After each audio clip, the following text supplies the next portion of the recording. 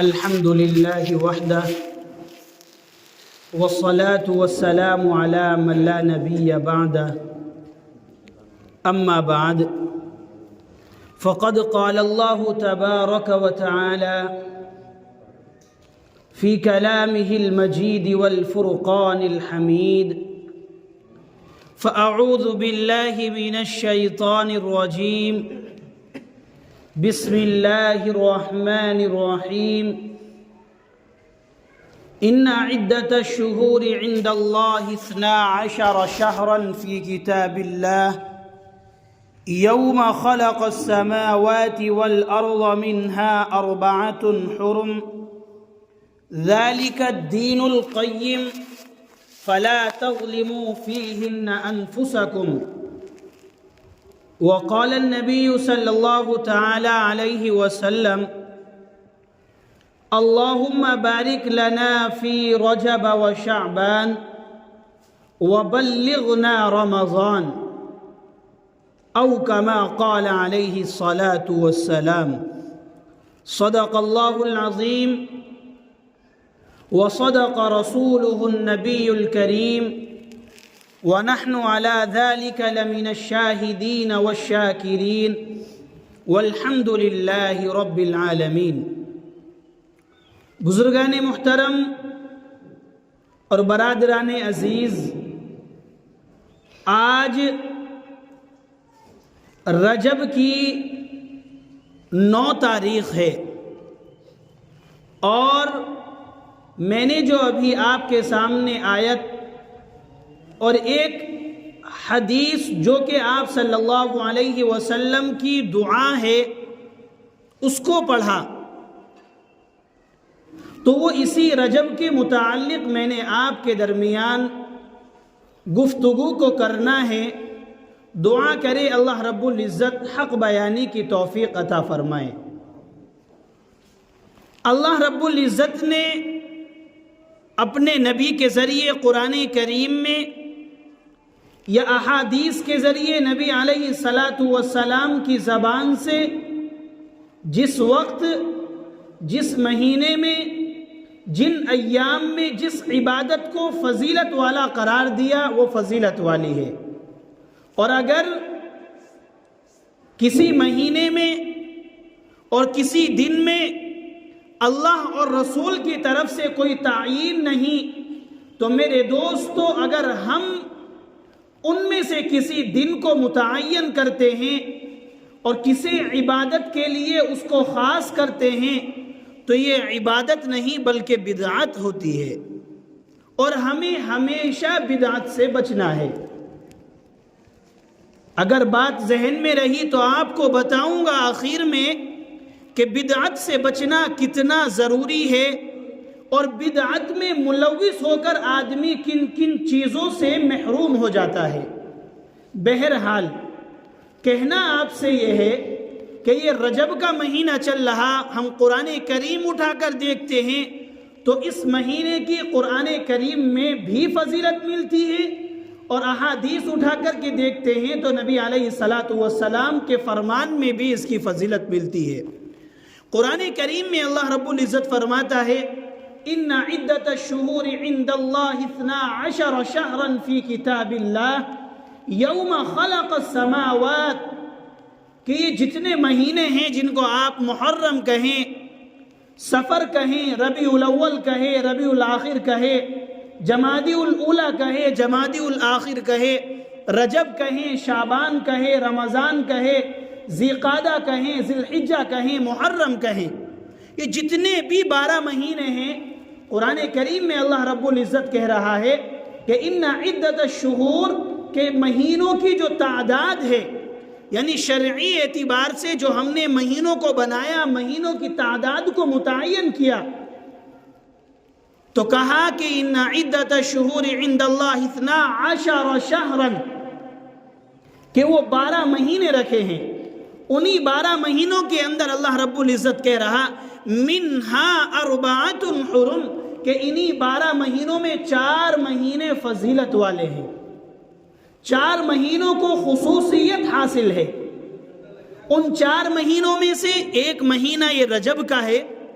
ایک مہینہ آپ کا پیچھے گزر چکا جس کو محرم کے نام سے تعبیر کیا، ایک مہینہ ذی الحجہ کا، ایک مہینہ ذی قعدہ کا. یعنی آسان الفاظ میں آپ سے بتاؤں کہ ایک حج والا مہینہ، ایک اس سے پہلے والا مہینہ، ایک اس کے بعد والا مہینہ، 3 مہینے یہ بیان کیے. اور انہی ایک مہینوں میں سے کہا کہ انہی مہینوں میں یہ رجب کا مہینہ ہے، یعنی جس کی آج چاند کے اعتبار سے 9 تاریخ ہے. اگر آج مسلمان کے کسی بچے سے معلوم کرو چاند کی تاریخ کیا ہے تو اکثروں کو معلوم نہیں ہوتی. اور اگر اس سے کہو کہ شمسی یعنی انگریزی جس کو کہتے ہیں آسان الفاظ میں، اس کی تاریخ تقریباً سب کو معلوم ہوتی ہے، کوئی مذائقہ نہیں، آپ تاریخ وہ بھی یاد رکھ سکتے ہیں. لیکن میرے دوستو شرعی اعتبار سے جو احکامات، جو فضیلت، جو مسائل نکلتے ہیں وہ شمسی جنوری کے اعتبار سے نہیں نکلتے بلکہ قمری تاریخ یعنی محرم صفر کے اعتبار سے نکلتے ہیں. ایک اشارے کے طور پر آپ سے بتاتا چلوں کہ رمضان میں روزے جیسی عبادت، پھر حج والی عبادت، یہ اتنی مخصوص، اتنی عظیم عبادت اگر آپ دیکھیں کہ یہ عبادتیں کن مہینوں میں آتی ہیں تو وہ مہینے قمری یعنی چاند والے مہینے ہیں جن کو اسلامی مہینہ کہا جاتا ہے. بہرحال تاریخ اس کو بھی یاد رکھا جا سکتا ہے، اس کے اعتبار سے بھی دنیاوی نظام چل رہے، کوئی مذائقہ نہیں، لیکن ساتھ ساتھ ہمیں یہ چاند کی تاریخ بھی پتہ ہونی چاہیے. تو وہ چاند کی تاریخ رجب کا مہینہ جو کہ اسلامی مہینوں میں 7واں مہینہ ہے، اس کی آج 9ویں تاریخ ہے. اس کی فضیلت میں اللہ رب العزت بیان کر رہا کہ 12 مہینے میں نے متعین کیے، ان 12 مہینوں میں سے 4 مہینے فضیلت والے ہیں، انہی 4 مہینوں میں سے رجب کا مہینہ ہے. اب یہ رجب کا مہینہ اللہ رب العزت نے فضیلت والا بتایا. ہم احادیث دیکھتے ہیں تو نبی علیہ السلام کی زندگی سے ہمیں معلوم ہوتا ہے کہ اس مہینے کے آنے سے پہلے ہی آپ صلی اللہ علیہ وسلم اپنی دعا شروع کر دیا کرتے تھے. اور وہ دعا کیا تھی؟ اللہم بارک لنا فی رجب و شعبان، اے ہمارے رب ہمارے لیے اس رجب کے مہینے اور آگے آنے والا شعبان کا مہینہ، ان دونوں مہینوں میں برکت عطا فرما. اور اگلی دعا فرماتے وَبَلِّغْنَا رمضان، اور ہمیں رمضان تلک پہنچا دے، یعنی رمضان ہماری زندگی میں عطا فرما. اب آپ اگر دیکھیں نیت کا جو فائدہ ہے وہ یہ ہوتا ہے کہ بسا اوقات انسان کسی عبادت کی نیت کر لے اور وہ عبادت کو کرنے پر مکلف ہی نہ رہے. یعنی آپ نے کسی عبادت کی نیت کی ہے، اب وہ وقت آ گیا اور آپ اس کو کرنے پر قادر نہیں ہیں تو آپ کو اس عبادت کے نہ کرنے پر بھی کرنے والا ثواب ملے گا. روایت میں آتا ہے اگر کوئی بندہ اپنی زندگی کا معمول بنا لے اور اس دعا کا اہتمام کرتا رہے اور اس رجب اور شعبان کے مہینے میں بھی دعا کا اہتمام کرتا رہے اور رمضان سے پہلے ہی اس کی موت آ جائے تو رمضان میں ہونے والی عبادتوں کا ثواب اس کو بغیر کیے مل جاتا ہے. اس کے برعکس اگر ہم گناہ اٹھا کر کے دیکھیں تو اگر گناہ کی کوئی نیت کرتا ہے تو اس پر کوئی پکڑ نہیں، گناہ کر لیتا ہے تب بھی کوئی پکڑ نہیں. اللہ رب العزت انتظار میں ہے، آج نہیں کل، کل نہیں پرسوں، ایک نہ ایک دن میرا بندہ اس گناہ سے توبہ مانگ لے گا، اس گناہ سے پیچھے ہٹ جائے گا. تو میرے دوستو اس دعا کی ایک بڑی فضیلت یہ ہے کہ ہم رمضان کو اپنی دعاؤں میں مانگتے رہیں کہ یہ میرے رب اس رجب کے مہینے میں اور آئندہ آنے والے شعبان کے مہینے میں ہمارے لیے برکت کے فیصلے فرما اور برکت کے ساتھ ساتھ ہمیں رمضان عطا فرما. برکت کے اوپر میں 1-2 منٹ گفتگو کروں کہ برکت کی کتنی اہمیت ہوتی ہے، برکت کی کتنی بڑی فضیلت ہوتی ہے. میرے دوستو کتنی مرتبہ ہوتا یہ ہے کہ کم درجے والا آدمی دنیاوی اعتبار سے اپنے اوپر والے انسان کو دیکھ کر یعنی مالی اعتبار سے جو اس سے اعلیٰ ہے اس کو دیکھ کر پریشان ہوتا ہے اور سوچتا ہے کہ کاش یہ مال و دولت میرے پاس بھی ہوتا، کاش یہ گاڑی اور بنگلے میرے پاس بھی ہوتے، کاش یہ تمام دولت اور یہ روپیہ پیسہ، یہ شہرت اور یہ سلام اور کلام جو اس کو ہوتے ہیں اور جو اس کو دیکھ کر لوگ مجلسوں کے اندر کھڑے ہو جاتے ہیں، کاش یہ تمام چیزیں بھی میرے پاس ہوتی۔ لیکن میرے دوستو، اگر اسی عہدے والے آدمی سے، اگر اسی مال و دولت، اسی گاڑی اور بنگلے والے انسان کے آپ قریب لگیں اور قریب لگ کر کے معلوم کریں کہ جب سے آپ کے پاس یہ دنیا اس انداز سے آئی ہے، آپ یہ بتائیے گا آپ اپنی زندگی میں سکون محسوس کر رہے ہیں یا نہیں؟ تو میرے دوستو، 100% اگر نہ کہوں تو کم از کم 99% لوگ ایسے نکلیں گے کہ ان کے پاس مال و دولت بھرپور ہوگا لیکن سکون نہیں ہوگا۔ کیوں؟ اس لیے کہ ان کی زندگی سے برکت ختم ہو چکی ہے، برکت کا نام و نشان ان کی زندگی میں نہیں۔ میں مثال کے طور پر ایک بندے کا ذکر کر دیتا ہوں، وہ جس کو آپ جانتے ہیں رتن ٹاٹا کے نام سے۔ اس بندے نے دنیا کے اندر اپنا نام کمایا، جب تک ان کی حیات رہی تو بظاہر یہ غیر ایمان والے رہے، لیکن انہوں نے دنیاوی لائن میں اپنا ایک نام کمایا۔ اور آج آپ دیکھیں گاڑیوں کے اوپر ٹاٹا لکھا ہوا ہوتا ہے، تو وہ ٹاٹا جتنی گاڑیوں پر لکھا ہوا ہوتا ہے یہ اس کمپنی کا آنر تھا، اس کمپنی کو چلانے والا بندہ تھا۔ زیادہ تو میں ان کو نہیں جانتا، لیکن اتنا معلوم ہے کہ غالباً انہوں نے شادی نہیں کی تھی۔ شادی جیسی نعمت سے بھی یہ محروم رہے۔ آپ آج مجھے بتائیں، 200-400 روپے کمانے والا آدمی بھی اپنی اہلیہ کو ساتھ لیے پھر رہا، بیوی بچوں والا ہے، اتنی بڑی نعمت سے یہ بندہ دور رہا۔ بہرحال وہ محروم رہا کیا رہا، لیکن دور رہا۔ میں اپنے الفاظ میں یہ کہتا ہوں، ان کی ایک بہت بڑے عالم جن کو حضرت مولانا سجاد نعمانی کے نام سے یاد کیا جاتا ہے، دعا کرے اللہ رب العزت حضرت کو خیر کے ساتھ میں عمر میں برکت عطا فرمائے۔ حضرت سے ملاقات ہوئی، رتن ٹاٹا سے ملاقات کرنے کے بعد کہنے لگے کہ ٹاٹا صاحب، آپ نے تو دنیا کے اندر پیسے کی لائن میں بہت نام کمایا، آپ تو اس دنیا کو اپنے ہاتھ میں لینے کے بعد بڑا سکون محسوس کرتے ہوں گے۔ تو یہ رتن ٹاٹا کہنے لگا کہ حضرت مجھ سے نہ پوچھو میری زندگی کیسے کٹ رہی ہے، میں کس طرح اپنی راتوں کو کاٹتا ہوں، کس طرح اپنے دنوں کو کاٹتا ہوں۔ میں نے جب حضرت کا وہ کلپ سنا تو مجھے ایسا لگ رہا تھا کہ شاید دنیا کے پریشان ترین لوگوں کے اندر رتن ٹاٹا بھی موجود ہے۔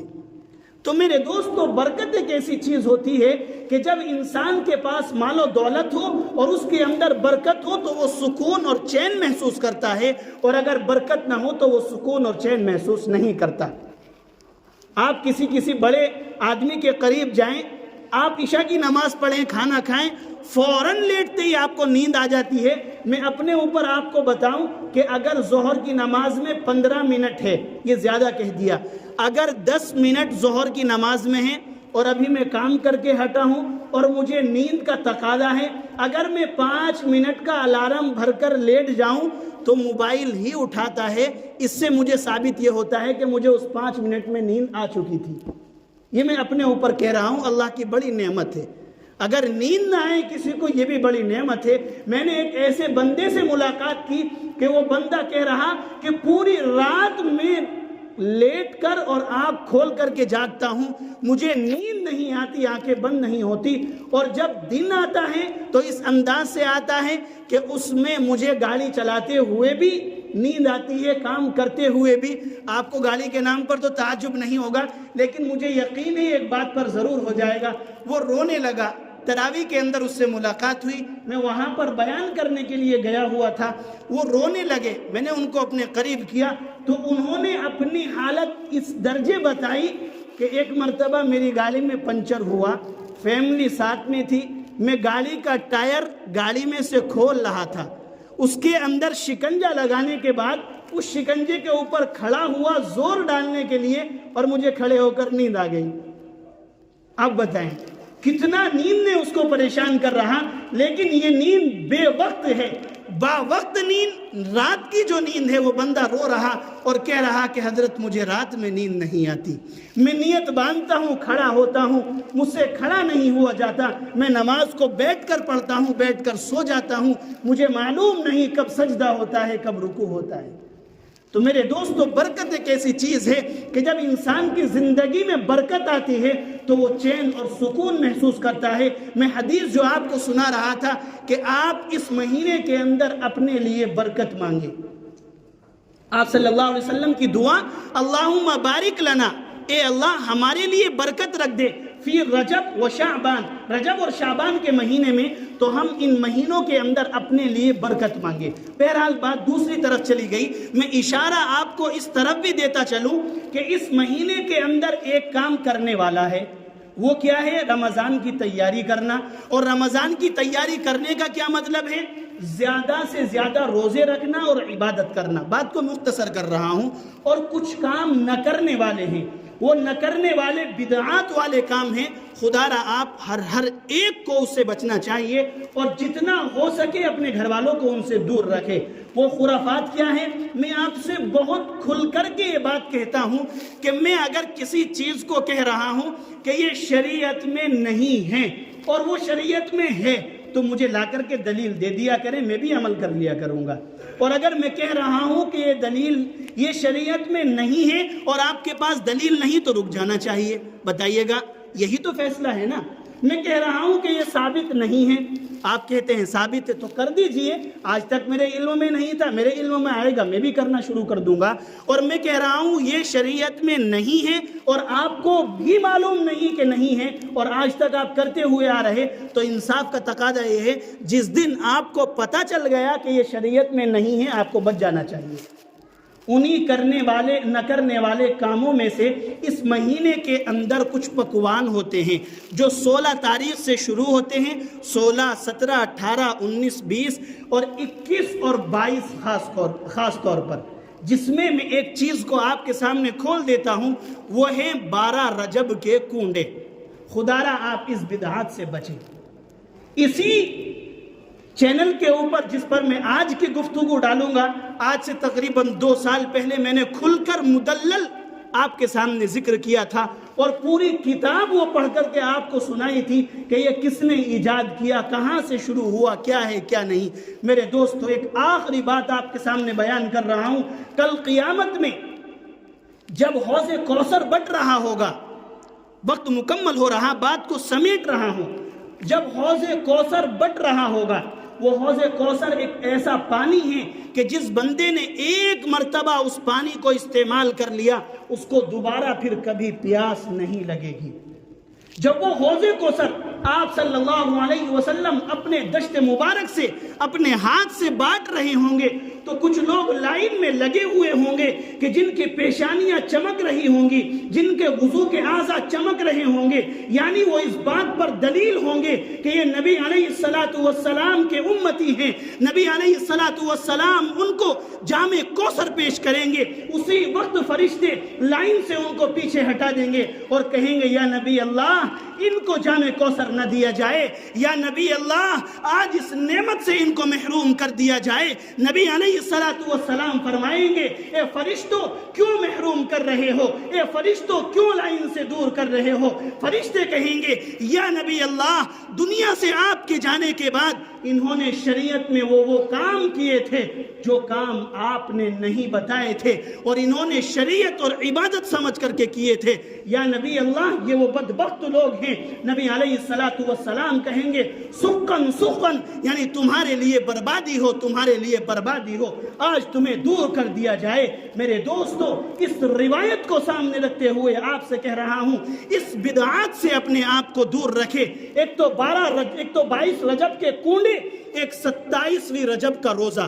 یاد رکھنا اشارہ دے رہا ہوں 27ویں رجب میں معراج ثابت نہیں ہے۔ کچھ لوگ کہتے ہیں کہ اس مہینے میں معراج ہوئی، میں تسلیم کرتا ہوں کہ اس مہینے میں ہوئی جبکہ کوئی قوی دلیل موجود نہیں، لیکن اس مہینے کی 27 تاریخ کو معراج کا جو معزز سفر آپ صلی اللہ علیہ وسلم کا ہوا تھا کہ آپ کو فرش سے اٹھا کر عرش پر لے جایا گیا، اللہ تعالیٰ کی دلیل اور علامتیں دکھائی گئی، اس سفر کو 27 تاریخ سے جوڑتے ہیں۔ 2 تاریخوں کو کھل کر کے کہہ رہا ہوں، 22 تاریخ اور 27 تاریخ میں خدا را وہ کام کریں جو شریعت ہے، اور اگر نہیں پتا تو کسی شریعت جاننے والے سے ملے. اپنے آپ کوئی ایسا کام نہ کرے کہ کل قیامت میں آپ کی پکڑ ہو اور اس وقت پکڑ ہونے کے بعد شرمندگی ہو اور شرمندگی کا اس وقت کوئی ازالہ نہ ہو. دعا کرے اللہ رب العزت بدعات سے بچائے اور شریعت پر چلنے کی توفیق عطا فرمائیں, آسانی پیدا فرمائیں, جو کچھ کہا گیا عمل کی توفیق عطا فرمائیں. آمین. وآخر دعوانا الحمدللہ.